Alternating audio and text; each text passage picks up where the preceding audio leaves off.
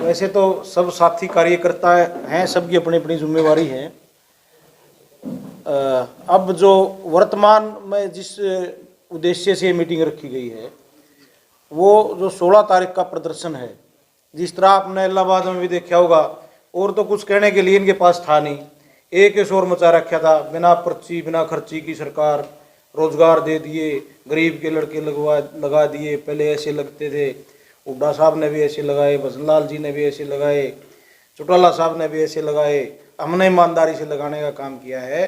जो पूरा हरियाणा में शोर मचा रखा था, और आपका भी इलाहाबाद में एक एक गाँव में, और इन्होंने एक एक वार्ड में जाके जो दावे करते थे बड़े बड़े, उन दावों की पोल इनकी अपनी जो सरकार की एक एजेंसी है विजिलेंस, एक वो विपक्ष की कहने की बात नहीं, इनकी अपनी एजेंसी ने खोल के रख दी।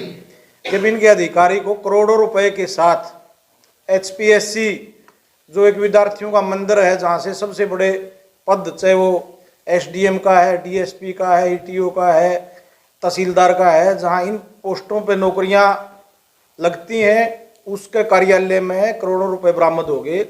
इनकी पोल खुल गई। और जब इनको ये लगा कि इसमें तो सिर्फ अनिल नागर है, वो इन्वॉल्व नहीं है, मुख्यमंत्री के कार्यालय में इनके OSD हैं, ऑफ द रिकॉर्ड तो आप जैसे पत्रकारों का नाम भी बताते हैं, इनके मंत्री शामिल हैं, RSS के लोग शामिल हैं। तो फिर इन्होंने आनंद फानम में क्या कराया, अब उसको जुडिशियल कस्टडी में भिजवाने का काम कराया, वो पूछताछ से बंद कर दी, और जिन जिन ठिकाना पर ले जाना था वहाँ लेके नहीं गए। तो सारी पार्टियां ने, विपक्ष ने इस पर प्रदर्शन भी करने का काम किया है। प्रदर्शन कांग्रेस पार्टी ने तो ऐसा कर दिया, अगर भाई सरकार के खिलाफ को नहीं, शैलजा ने हुड्डा के खिलाफ कर दिया, और हुड्डा ने शैलजा के खिलाफ कर दिया। आपने भी देखा होगा, बयान भी एक दूसरे के खिलाफ आए।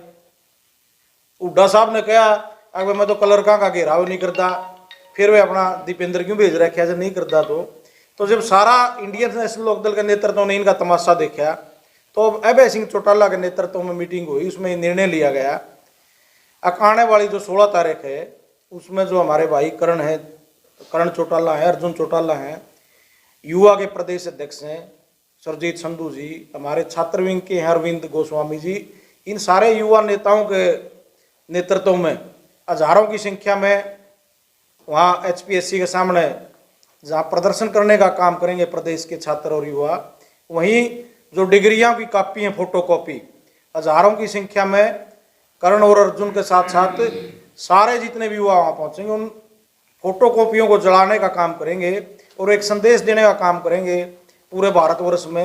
अगर हरियाणा प्रदेश में इन डिग्रियों की कोई कीमत नहीं है, इसलिए हम इनको जलाते हैं, क्योंकि ये रोजगार देने में सक्षम नहीं है। साथ ही साथ पार्टी ने यह भी निर्णय किया है 17 तारीख को 11 बजे युवा साथी अर्जुन चौटाला और करण चौटाला के नेतृत्व में गवर्नर से मिलके ये मांग करेंगे कि किसी निष्पक्ष एजेंसी से, सिटिंग जज से इसकी जांच करवाई जाए, ताकि उन लोगों को भी सामने लिया जा सके जो इसके पीछे थे, जो पैसे लेते थे और जो उन युवाओं के सपनों को कुचलने का काम करते थे, जो रोज कोचिंग सेंटरों में अपने माँ बाप की खून पसीने की कमाई देने का काम करते हैं, दिन रात मेहनत करते हैं, उनके सपनों को तोड़ने का काम जो लोग कर रहे थे, उनके नाम सामने आ सकें। उसीलिए आज सिरसा जिले की मीटिंग है, जिसमें हमारे सारे सीनियर नेता, जिला प्रधान और जो सारे सीनियर साथी हैं वो उसकी तैयारियों के लिए आए हुए हैं, युवा साथियों को सहयोग देने के लिए आए हुए हैं। उस संदर्भ में आज हम सारे साथी इकट्ठे हुए हैं। पूरे प्रदेश भर के लोग जुटेंगे और सबसे बड़ा प्रदर्शन होगा हरियाणा प्रदेश का युवा आज तक का। आज तक किसी में 2000 की संख्या का भी यूथ का प्रदर्शन नहीं हुआ है। आप पर तो सारी वीडियो मिल जाएंगी पत्रकारों पे, आप देखो। अब जिस युवा कांग्रेस के इलेक्शन में 8 लाख वोट आए हैं, जो बुद्धि राजा बनया है इनका, ये दावे करते हैं पूरा यूथ वोट तो 8 लाख है, और जब उसमें 800 आदमी हो तो फिर मैं जवाब दूंगा आपके प्रति। जो प्रदर्शन था 8 लाख वोट और यूथ 800 भी को नहीं, इसका मतलब ये है अब वो भी फर्जीवाड़ा था सारा, जिसमें अपनी जेब से 50-50 रुपये भर के और लोगों के आई कार्ड और आधार कार्ड मांग के वो फर्जीवाड़ा करके 8 लाख वोट गिरवा दिए, और जो हकीकत आई तो 800 भी नहीं मिले। आज पूरी तरह से युवा इंडियन नेशनल लोकदल के साथ भाई अभय सिंह का साथ देने का निर्णय कर चुके हैं, और ये बात प्रमाणित हो जाएगी 16 तारीख को पंचकुला के 5 सेक्टर में। देखिए, किसान के अंदर एक आग है, आग है भाई, उसका हक छीना गया है।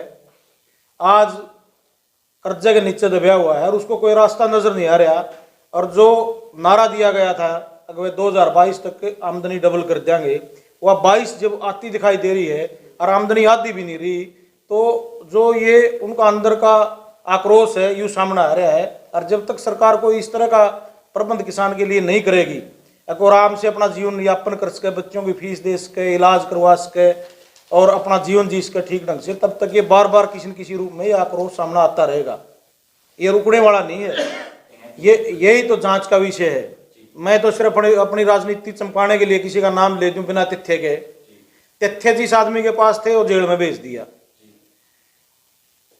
जो कोई सिटिंग जज जांच करेगा तो फिर वो सारी चीजों का पता करेगा और वो नाम भी सामने आएंगे। नाम सामने आएंगे तो उसी दिन सरकार गिर जाएगी। सर, मनोहर लाल खट्टर ने बोला था कि हम प्राइवेट एजेंसी को ना देके खुद की एजेंसी बनवाएंगे पेपरों के, तो ये पॉसिबल हो पाएगा? तो खुद तो ये उन तभी बड़े चोर हैं प्राइवेट एजेंसी से भी। उनने तो उसके कोई थोड़ी बहुत अपने पैमाने रखे हों। इनका हाथ में जब चला गया तो फिर तो सत्यानाश करके रख देंगे। देखिए, आपने एक बात और को नहीं सुनी उड़े, चंडीगढ़ तो जीत ली, दिल्ली की बारी है। 10 मत 1 सीट भारतीय जनता पार्टी को दी हुई न मांगी और वो तो 272 चाहिए दिल्ली खातिर। तो अजय भाई साहब ने जो कहा है अपना भाषण में, वो तो नहीं कहा भाई तो दिल्ली जीतनी है। और चौटाला साहब ने प्रेस नोट में कहा था, वे काठ की हांडी बार बार नहीं चढ़ती। इनने एक आया सीएम कह के देख लिया, अब दोबारा ये नहीं सोचे हैं। इनकी एक ही बात है, इनमें कोई आप सोचो नहीं इनमें कोई डिफरेंस आया है, कुछ नहीं।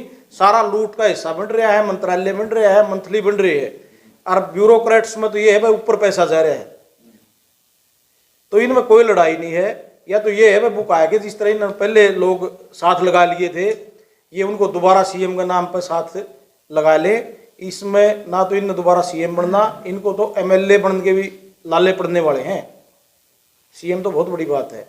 रैली तो आपने देखी होगी, इन 500 ठेकेदार हैं जो इनके, जो जिनको ये ठेके देते हैं। हालांकि पैसे दे के ठेके देते हैं, चाहे वो पीडब्ल्यूडी के हैं, चाहे वो पंचायत डिपार्टमेंट के हैं, चाहे वो एक्साइज के हैं। 500 बस जुम्मन लगाई थी उनके। अब एक ठेकेदार कोई 1 लेके होगा, कोई 2 लेके होगा। वह संख्या 1 लाख आदमी की बनी थी और उसमें 10,000 आदमी भी को नहीं पहुंचे, जिनमें इसके एमएलए भी आ गए, इनके चेयरमैन भी आ गए, इनका पूरा संगठन आ गया। 10,000 आदमी नहीं पहुंचे। इससे इनकी जो पार्टी की संगठन की जो है नहीं मजबूती, वो आप लोगों के सामने है। वो तो वीडियो पड़ी है, लोग गिन लो आप। टाइम 3 साल पड़ा है, नहीं तो कोई घुसण नहीं देगा इन निगम में। क्योंकि जितनी बड़ी बड़ी बात करी थी कोई उस चीज़ का, आप देखो 75% रोजगार का आप कह रहे हैं पुराने वाले तो रहेंगे। दुष्यंत ने जो कहा था 12 लाख बेरोजगार लग सकते हैं गुड़गांव में। बाहर के लोग 12 लाख कर रहे हैं नौकरी। यदि 75% आरक्षण हो गया तो 9 लाख हरियाणा के लगेंगे। 9 लाख हरियाणा के लगेंगे तो बेरोजगारी नहीं रहेगी। ईब उसने कहना शुरू कर दिया, जो लग रहे हैं तो लगे रहेंगे। नई जो कंपनी आएंगे वो 3 साल मौका मिलेगा, वो अपने हिसाब से लगाओ। फिर लगाओगा कौन? इस तरह से दोनों ये वादे थे, 75% रोजगार की बात थी, महिलाओं को 50% जो हिस्सेदारी पंचायत में, ये 2 वादे खूब बनाए गए। हालांकि दोनों ही मामले कोर्ट में है।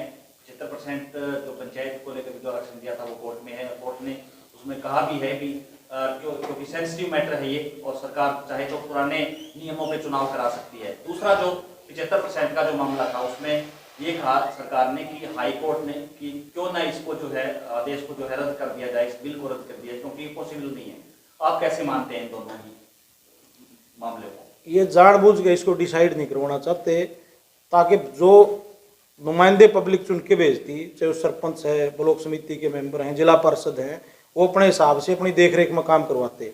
अभी इन्होंने लूट मचाई हुई है। एक एक गांव एक एक कार्यकर्ता को बांट रखा है, भाई इस गांव के यूँ काम करेगा, इस गांव के वो करेगा। और उनकी सीमेंट की ईंटा की वो लगवा रखी फैक्ट्री। बुरी तरह से जो है नहीं धांधली करने का काम कर रहे हैं। जितना लंबा चलेगा उतनी लूट लंबी चलेगी। ये इसलिए पंचायत के चुनाव करवाना ही नहीं चाहते। अमरजीत ढंडा का वो बयान आया जिसमें कहा गया कि दारू भी मिलेगी और रैली में जाएंगे, उसको आप किस नज़र से देखते हैं? क्या वाकई ही लोगों को शराब के बहाने ले जाया गया? शराब वाला मामला तो इनका पुराना है जी।